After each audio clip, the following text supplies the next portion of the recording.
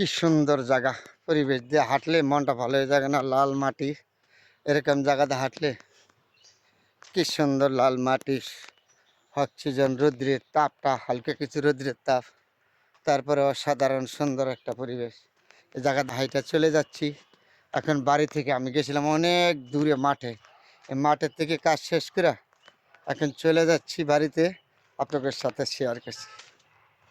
কি সুন্দর পরিবেশ, এত সুন্দর জায়গা ওই পাবেন শহরে?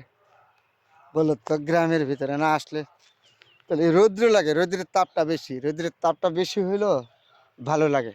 এই যে দূরে আছে না, ওই দূরে আমি গেছিলাম, এখানে আমার জমি আছে, এই জমিতে গেছিলাম।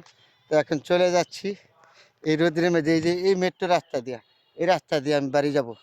বাড়ি যে আমার পিছনের রাস্তা, মাটির রাস্তা, বিলের থেকে এখন রওনা করলাম ঠিক দুপুরবেলা। বন্ধুরা, কি সুন্দর একটা পরিবেশ, আসলে ভালো লাগে। তারপরে আসি যাই দেখি এই যে এই মেট্রো রাস্তা দিয়ে যাব। কত দূরে আমাদের জমি, চিন্তা করছেন? ওইখান থেকে আমাদের 3 কিলোমিটার 4 কিলোমিটার দূরে জমি আমাদের। এখান আমাদের বাড়ির থেকে এই 6 কিলোমিটার দূরে আমাদের ধানের জমি। এইখান থেকে আমরা ধান নিয়ে উঠে ওই যে দূরে আছে না, ওইখানে গেছি। এখান থেকে আসছি, এখন মাঠের থেকে রওনা করছি বাড়ি থেকে।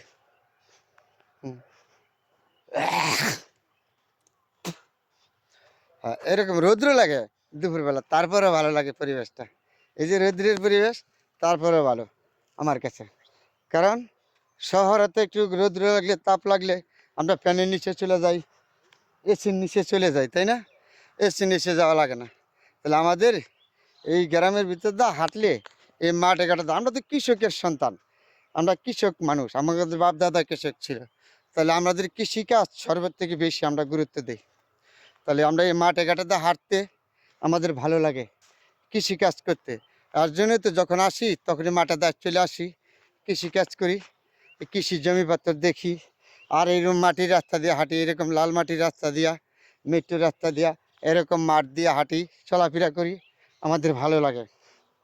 কারণ আমরা মাটির মানুষ, মাটির দেশের মানুষ, কৃষক মানুষ, এই কৃষকভাবে চলাফেরা করি।